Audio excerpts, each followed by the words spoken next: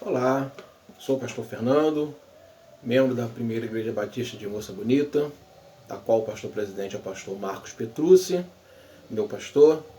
E nesse momento quero convidar você para que, em rápidas palavras, possamos suprir de alguma forma o estudo da nossa escola bíblica discipuladora, por conta dessa pandemia instalada, que no nome de Jesus vai acabar logo, oremos por isso. Mas eu quero pensar com você na seguinte questão: em tempos de pandemia, é possível conciliarmos razão e fé? É possível isso? Eu vou tomar por base o livro de John Stott, que é um livreto. O título do livro é Crer é Também Pensar. E o capítulo introdutório desse livro, o capítulo 1, tem por título Cristianismo de Mente Vazia. E quero convidar você a ler aí em sua Bíblia, Romanos capítulo 10, versículos 1 e 2, onde o apóstolo Paulo se dirige a cristãos de Roma, mencionando judeus não cristãos com as seguintes palavras: Irmãos, a boa vontade do meu coração e a minha súplica a Deus a favor deles são para que eles sejam salvos, porque lhes dou o testemunho de que eles têm zelo de Deus, zelo por Deus, porém não com entendimento. Então nós vemos o apóstolo Paulo mencionar aqui judeus de Roma que tinham zelo por Deus, tinham entrega por Deus, mas não com entendimento.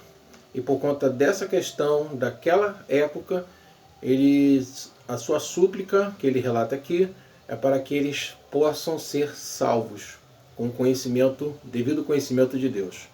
É lamentável, mas essa questão de conhecimento precário,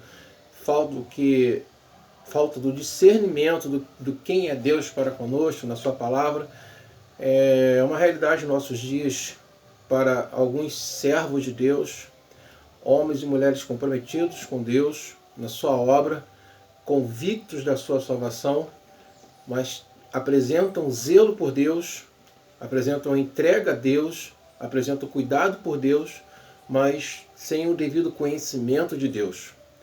Oséias capítulo 4, versículo 6, Oséias, inspirado por Deus, diz o seguinte: o meu povo é destruído porque faltou conhecimento.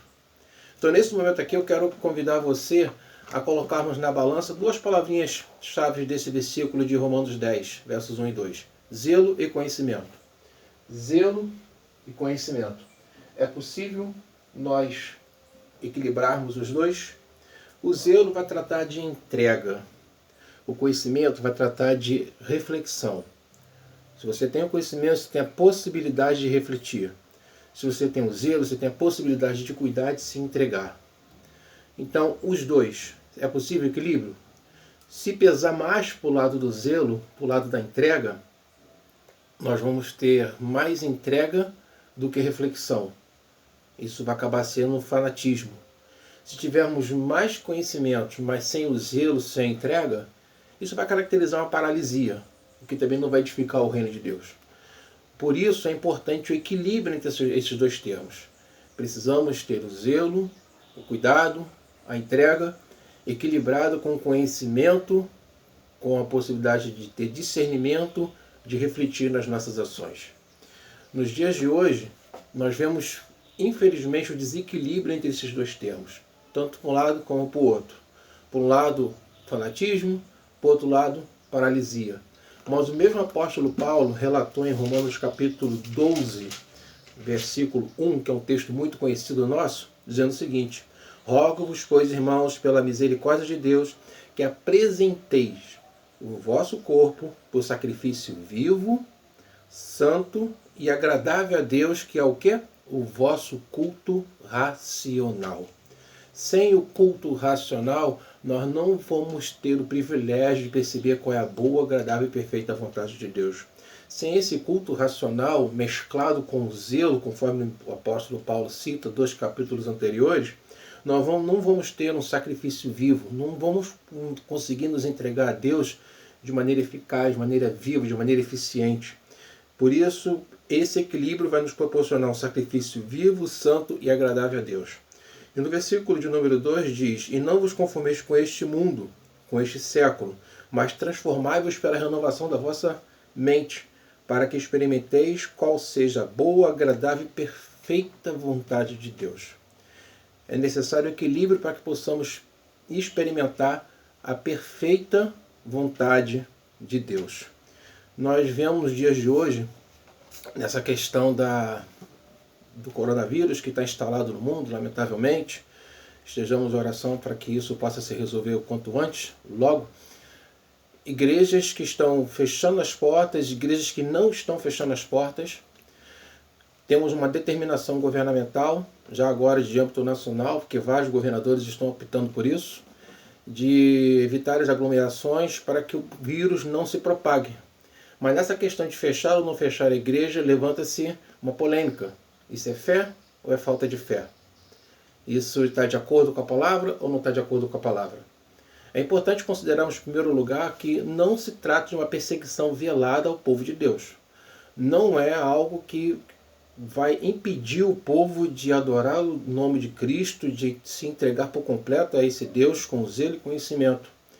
Diferente de alguns países que nós temos no mundo, que o evangelho é simplesmente proibido.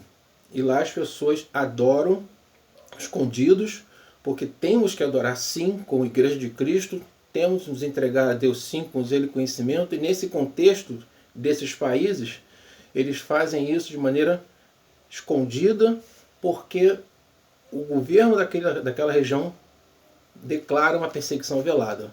Não é o que nós estamos vendo no nosso país.